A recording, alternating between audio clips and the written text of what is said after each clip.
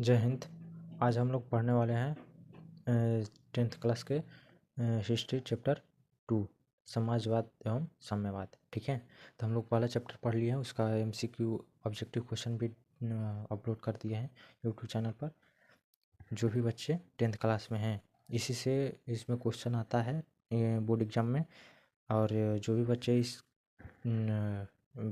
Video को देख रहे हैं अपने दोस्तों के पास शेयर कर दें और वीडियो को लाइक एवं सब्सक्राइब कर दीजिएगा। और भी ऐसे वीडियो देखने के लिए इस चैनल से जुड़े रहें।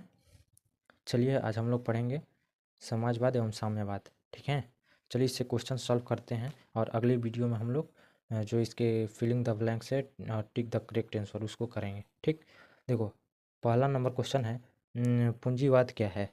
पूंजीवाद क्वेश्चन में पूंजी का मतलब समझना चाहिए कि आर्थिक पैसा। ठीक है, जिसे हम लोग पूंजी बोला जाता है। सुनो, तो पूंजीवाद किसे कहा जाता है।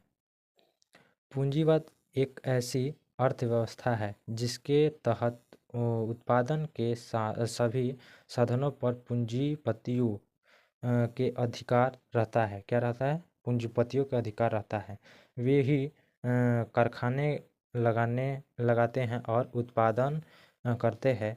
इस अर्थव्यवस्था में पूंजीपति पूंजीपति लाभांती होते हैं। इस अर्थव्यवस्था में पूंजीपति लाभांती होते हैं। देखो यहाँ पे 2 बार लिखा गया है, पूंजीपति लाभांती होते हैं, इसको हटा देना। ठीक, पूंजीपति लाभांती होते हैं, इसे क्या कहते हैं? पूंजीवाद कहते हैं। जैसे मुकेश अंबानी जी है, वो क्या है? किस में आएंगे? पूंजीवादी में। किस में आएंगे? पूंजीवादी में। ठीक है ना, समझ आ गया। जैसे रतन टाटा थे, अडानी है, ये सब किस में आएगा? पूंजीवाद में। ठीक है, ये लोग कंपनी खोलते हैं अपना निजी। समझ आया? चलो अगला हम लोगों का सबसे इम्पोर्टेंट क्वेश्चन है। देखो ये भी सबसे इम्पोर्टेंट क्वेश्चन है और ये भी हम लोगों का सबसे इम्पोर्टेंट क्वेश्चन है। ये दोनों, ये कितने बार पूछ चुका है एग्जाम में। खूनी रवि की कहानी, खूनी रवि क्या है। ठीक है, चलिए खूनी रवि 1905 में जापान में जैसे छोटे एशियाई देश में जब रूस हार गया तो वहाँ क्रांति हो गई। 9 जनवरी 1905 को लोग रोटी दो के नारे के साथ राजमहल की ओर प्रदर्शन करते बढ़ने लगे। लोग क्या करने लगे? सब पूरी तरह से रूस हार गया था। कब? 1905 में। एशियाई देश मतलब रूस हार गया तो वह क्रांति को 9 जनवरी 1905 को लोग रोटी दो के नारे के साथ राजमहल की ओर क्या होने लगे? प्रदर्शन करते हुए आगे बढ़ने लगे। सेना ने इस निहत्थों पर गोलियां चलानी शुरू कर दी। बहुत सारे लोग जिसमें से स्त्रियां एवं बच्चे भी थे वो मारे गए। वह दिन था रविवार का। उस दिन कौन सा दिन था? रविवार। तब से उस तिथि को खूनी रवि कहते हैं। क्या कहते हैं उसको? इसलिए उस दिन को खूनी रविवार कहते हैं। जैसे मान के चलो हमारे किसी के घर में, ठीक है, जिस दिन कोई डेट किया रहता है तो उसको हम लोग मान दिन बोल देते हैं। उस दिन कोई भी अच्छे काम नहीं होते हैं। ठीक है, उसके अगले दिन होते हैं। उसी तरह इस खूनी रविवार को ही जब लोग मरे थे, जो बच्चे, उसी को उस दिन खूनी रविवार क्रांति कहा जाता है या खूनी रविवार कहा जाता है। ठीक है, ये कब हुआ था बाबू? 1905 में। ठीक है, 9 जनवरी 1905। ये ऑब्जेक्टिव क्वेश्चन में भी पूछता है। अगला क्वेश्चन है अक्टूबर क्रांति क्या है। अक्टूबर क्रांति क्या है? चलो अक्टूबर क्रांति 7 नवंबर 1917 ईस्वी को 17 बोल्शेवियों ने करेस्टिंग सरकार का तख्ता पलट दिया और रूस पर अधिकार जमा लिया था। तो वह नवंबर क्रांति, किंतु रूसी कैलेंडर के अनुसार यह अक्टूबर था, जिस कारण इसे अक्टूबर की क्रांति भी कहा जाता है। समझा? तो ये भी हम लोग का सबसे इम्पोर्टेंट क्वेश्चन है। ये भी पूछ रहा कितनी बार आ चुका है ये एग्जाम में। ठीक है, ठीक। अगर आप लोग क्वेश्चन बैंक में देखिएगा तो ये कितनी बार आ चुका है। ठीक, अगला है क्वेश्चन। हाँ, इससे क्वेश्चन ज़्यादा उठाता है, एग्जामों में सबसे ज़्यादा क्वेश्चन पूछता है इन चैप्टर नंबर 2 से। समझ आ गया? चलिए अगला देखिए। अगला कह रहा है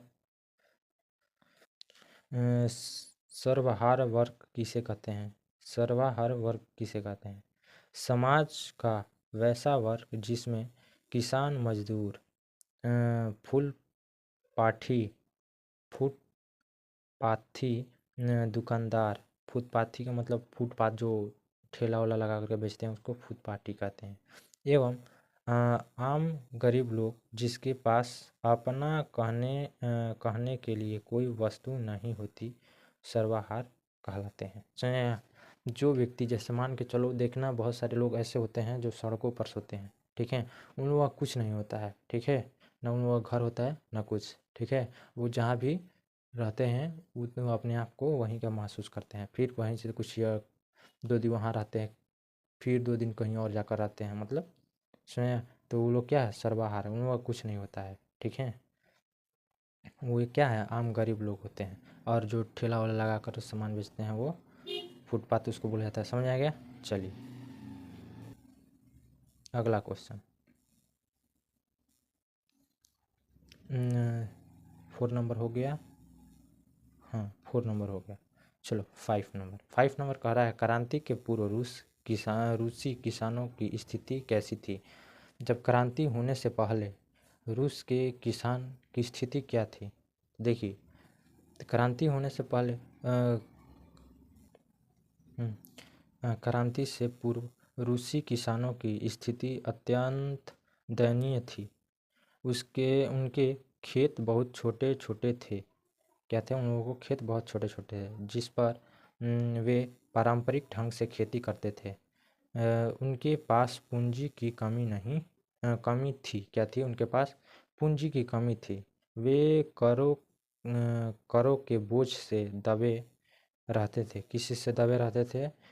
तब रूस की क्रांति से पूर्व किसानों की स्थिति ऐसी थी, उन लोगों को खेत क्या था, बहुत छोटे छोटे थे और पारंपरिक ढंग से वो खेती करते थे, लेकिन उनके पास पूंजी की कमी थी और उस पूंजी के उस करों के बोझ से दब रहे थे। समझ गया?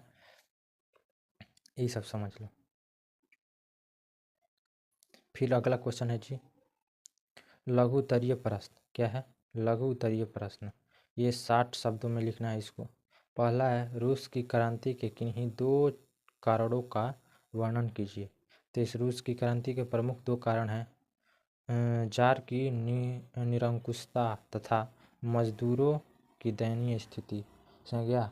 ये दोनों स्थितियां हैं। ठीक, ये दोनों स्थितियों के बारे में हम लोग पढ़ते हैं। पहला है जार की निरंकुशता। 19वीं सदी के मध्य तक यूरोप की राजनीतिक संरचना बदल चुकी थी। राज्यों की शक्ति कम कर दी गई थी। ठीक, परंतु रूस का जार अभी भी पूरी दुनिया में जी रहा था और राजा की दैवी अधिकार में विश्व करता था, विश्वास है जी, विश्वास करता था। वह अपनी शक्ति कम करने को तैयार नहीं था। वो क्या, जो वहाँ का राजा था वो अपनी शक्ति को कम करने के लिए तैयार नहीं था। अब दूसरा नंबर उसी में है, मजदूरों की दयनीय स्थिति। मजदूरों की दयनीय स्थिति रूस के क्रांति के पूर्व, रूस की जो क्रांति के पहले मजदूरों को अधिक समय तक काम करने की बावजूद उनके मजदूरी कम मिलती थी। मतलब वो लोग बहुत काम करते थे लेकिन क्या, उनको मजदूरी बहुत कम मिला करती थी। मजदूरी इतनी कम की मिलती थी कि वे अपने परिवार का भरण पोषण नहीं कर पाते थे। मतलब कहने का मतलब है, वो लोग क्या करते थे, बहुत काम करते थे। ठीक है, लेकिन काम के बदले उन लोगों को बहुत कम पैसा मिलता था, जिससे उन लोगों को परिवार का जो भरण पोषण होता था उस पैसे से वो नहीं हो पा रहा था। मालिकों द्वारा उनके साथ दुर्व्यवहार भी किया जा रहा था। समझा? तो ये थी, ये 2 बातें हम लोगों को इम्पोर्टेंट याद रखना चाहिए, ठीक है। जैसे अपने भी भाषा में तुम लोग याद कर सकते हो इसको, ठीक। चलिए अगला, पहला नंबर क्वेश्चन था, हाँ दूसरा नंबर क्वेश्चन, रूसी कारण की नीति क्रांति हेतु कहाँ तक उदारी थी, ठीक। तो ये भी हम लोग का सवाल है, लेकिन ये उतना पूछना, ये 5 नंबर, ये 5 नंबर में क्वेश्चन में पूछता है, एक को 5 नंबर का आता है, वो सब 2-2 नंबर में पूछता है। पूंजीवाद किसे कहते हैं, खूनी रवि क्रांति, वो सब 2-2 नंबर में आता है, ठीक। तो दूसरा नंबर क्वेश्चन बोल रहा है रूसी कारण की नीति क्रांति हेतु कहाँ तक उदाई उत्तरदायी थी, कहाँ तक उत्तरदायी थी। तो उत्तर है, रूस के अनेक राष्ट्रों के लोग रहते थे। क्या? रूस में अनेक राष्ट्रों के लोग रहते, यानी अलग अलग देशों के लोग उसमें रहते थे। स्लाव जाति के लोग की अधिकता थी वहाँ पे। स्लाव एक जाति है जो स्लाव है, ठीक। स्लाव जाति वहाँ पे रहती थी। फिन, पोल, जर्मनी, यहूदी आदि जाति के भी लोग या जातियों की भी कमी थी वहाँ पे, ठीक है। इनकी जाति तो अलग अलग थी, अलग अलग थी। ये अलग अलग भाषाओं का भी उपयोग करते थे। इनके रस्मस्य रिवाज, जो रस्मो रिवाज होता है, जैसे हमारे यहाँ हर एक जगह अलग अलग रस्मो रिवाज होते हैं। जैसे पंजाब में जाओगे वहाँ पे अलग तरीके से शादी या विवाह होती है। मतलब हिंदू धर्म में अलग तरह से रीति रिवाज मनाया जाता है, ठीक है। और मुस्लिम समुदाय में जाओगे अलग तरीके से रीति रिवाज मनाया जाता है। जैन में जाओगे अलग, हर एक जगह भारत में भी वही है। तो भारत एक क्या है, धर्मनिरपेक्ष देश है। इसमें आकर कोई भी व्यक्ति अपने धर्म के अनुसार कोई भी धर्म अपना सकता है, उसको कोई रोक छेक नहीं, यानी रोक टोक नहीं कर सकता है, ठीक है। ये संवैधानिक अधिकार है, ठीक। अगला है आगे, विभिन्न थे, मतलब वहाँ पे लोग विभिन्न तरीके से अपना रस्म रिवाज भिन्न थे सब लोगों के। ऐसी स्थिति में जार निकोलस द्वितीय ने एक लोगों पर रूसी भाषा और संस्कृति लादने का प्रयास किया। क्या किया? बोला कि अगर कोई, सब लोगों को एक ही चीज़ करना है, अपनी रूसी भाषा को सब लोगों पर थोप दिया कि सब लोग कंपलसरी है कि रूसी भाषा आनी चाहिए और रूसी भाषा बोलना है, ठीक। अगला है इससे अल्पसंख्यकों में निराशा फैल गई। क्या हुई? जो कम, मतलब वहाँ पे जनसंख्या वाले लोग थे, उन ऊपर क्या हो गया? निराशा छा गई। जार के इस रूसी कारण का सभी अल्पसंख्यकों द्वारा विरोध होने लगा। क्या होने लगा? इस जार जो था, वहाँ के लोग जो अल्पसंख्यक थे उनके द्वारा क्या होने लगा? विरोध होने लगा इसको लेकर के। इस नीति के विरुद्ध 1863 में पोलो ने विद्रोह कर दिया। जो पोलो जाति के थे वो लोग क्या कर दिए? विद्रोह कर दिए, जिसे निर्दयतापूर्वक दबा दिया गया। क्या कर दिया गया? उन लोगों की बात को दबा दी गई, समझ गया। चलिए फिर इसके आगे वाला क्वेश्चन देखते हैं। आगे वाला क्वेश्चन बोल रहा है, साम्यवाद एक नई आर्थिक एवं सामाजिक व्यवस्था थी कैसे, ठीक। तो 1917 की बोल्शेविक क्रांति 1917 की बोल्शेविक क्रांति के पूर्व विश्व में पूंजीवादी व्यवस्था का बोलबाला था, जिसमें उत्पादन के साधनों व्यक्तिगत अधिकार मानना जाता था। क्या था उस टाइम? अपने व्यक्तिगत अधिकार भी माना जाता था। मानना, इसमें माना जाता था ना होगा, हाँ माना जाता था, जिससे उत्पादन के साधनों पर व्यक्तिगत अधिकार माना जाता था। हाँ ये 2-2 बार हो गया है, इसको हटा देना, ये 2-2 बार हो गया है। माना जाता था, इसको अच्छे से हटा दीजिएगा, ये 2-2 बार आ गया इसमें, ठीक है। यहाँ से इसके बाद ये लिखना है, लेकिन क्रांति के सफल होने के बाद रूस में साम्यवादी व्यवस्था कायम की गई। इस व्यवस्था के तहत उत्पादन के सभी साधनों पर राज्य का अधिकार कायम करना है। श्रमिकों को उनके श्रम के अनुसार पारिश्रमिक दी जाती है। इससे श्रमिक मन लगाकर काम करते हैं और उत्पादन बढ़ाने का प्रयास करते हैं। उत्पादन में सभी का भाग बराबर रहता है। यदि व्यवस्था समाजवाद एक नई आर्थिक एवं सामाजिक व्यवस्था थी। यह केवल पढ़ने में आकर्षक है, किंतु व्यवहारिक रूप देना कठिन है। क्या करना है? इसका व्यवहारिक रूप देना कठिन है। पढ़ना तो आकर्षक अच्छा है, लेकिन इसका व्यवहारिक रूप देना क्या है? थोड़ा कठिन है। कारण था कि रूस में यह व्यवस्था लगभग नाकाम रही। जो ये व्यवस्था थी वो क्या हो गई? नाकाम रही। समझ में गया? तो ये उतना ये क्वेश्चन ये वाला नहीं पूछता है, लेकिन जो है वो जो VVI लगवाए हैं उसको रट लीजिएगा, आप लोग याद कर लीजिएगा, ठीक है। चलिए अगला है 9 नंबर क्वेश्चन है, 4 नंबर क्वेश्चन। नई आर्थिक नीति मार्क्सवादी सिद्धांतों के साथ समझौता था कैसे? ठीक, देखो लेनिन, हाँ लेनिन का भी देख लेना। हम लोग जब पढ़ाएंगे आप लोगों को टिक द करेक्ट आंसर लगवाएंगे, ठीक है, तो उसमें हम आप लोगों को बताएंगे लेनिन के बारे में। ठीक, सुन लो अभी। लेनिन ने बोल्शेविक क्रांति के सफल होने के होते ही रूस के पूर्णतः मार्क्सवादी सिद्धांतों के अनुसार आर्थिक व्यवस्था लागू कर दिया। क्या किया? जब भी लेनिन ने बोल्शेविक क्रांति के जब सफल हुआ, तो जो मार्क्सवादी नीति था सिद्धांत के अनुसार आर्थिक व्यवस्था को क्या कर दिया? लागू कर दिया। तो कौन लागू किया जी? लेनिन ने, ठीक है। लेनिन बोल रहे हैं, हाँ लेनिन ने क्या किया? मार्क्सवादी जो ये थी था उसको क्या कर दिया? ये लागू कर दिया। लेकिन जनता के लिए ये पहले से तैयार नहीं था। मतलब जनता के लिए, जैसे हमारे यहाँ क्या हुआ? अचानक 370 हट गया। क्या हुआ? यहाँ से अचानक 370 गृह मंत्री के पास ले पत्र, क्या हुआ? सब लोग अपने अपने मीटिंग में थे, जैसे वैसे ही किसी को पता चला।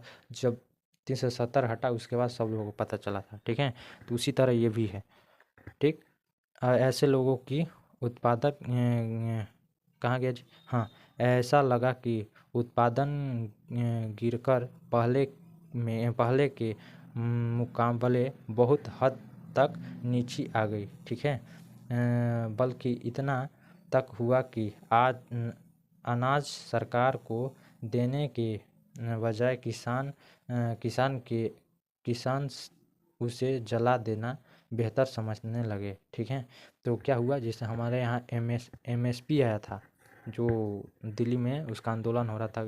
पंजाब के जो सिख लोग थे वहाँ के, वो लोग क्या कर रहे थे? प्रदर्शन कर रहे थे, ठीक है। तो वो लोग क्या कह रहे थे कि हमारे अनाजों को उचित दाम पर लिया जाए, ठीक है। तो ये क्या कह रहे थे? सरकार को देने से बेहतर है क्या किया जाए? इसको जला देना बेहतर समझने लगे, ठीक है। इससे निपटने के लिए सॉरी, यहाँ पर निपटने होगा, निपटने के लिए लेनिन को नई आर्थिक नीति लागू करनी पड़ी। क्या किया? इन सबसे मतलब क्या बाहर निकलने के लिए जो लेनिन उसको नया नीति लागू करने की सूझी। इस नीति के अनुसार किसानों को एक हद तक अपनी उपज का कुछ भाग बेचने की सुविधा दी गई। क्या की गई? कुछ हद तक इन लोगों को बेचने की सुविधा, हाँ, उन पर बहुत बढ़िया कदम उठाया गया। और 20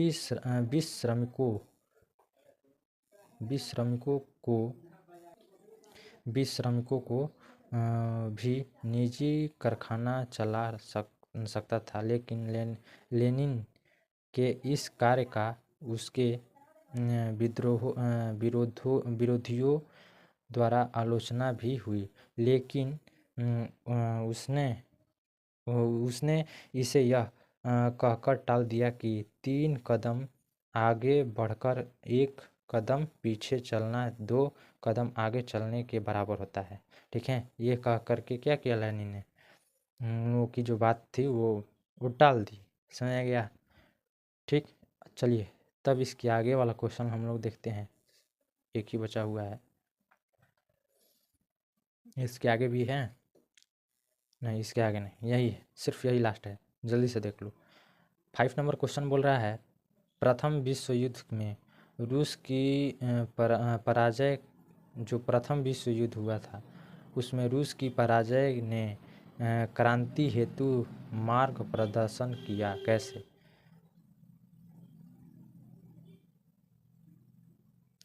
तो देखो इसको कैसे पढ़ना है। तो क्वेश्चन पहला नंबर 5 नंबर क्वेश्चन क्या बोला, प्रथम विश्व युद्ध के में रूस की पराजय के ने क्रांति हेतु मार्ग प्रशस्त किया, कैसे? तो देखो उत्तर है भारत में रूस में हम भारत बोल रहे हैं, सॉरी, रूस की क्रांति का मार्ग प्रशस्त करने के केवल प्रथम विश्व युद्ध में पराजय ही नहीं था, बल्कि कुछ अन्य कारण भी थे, अन्य कारण थे, थी नहीं होगा, अन्य कारण थे।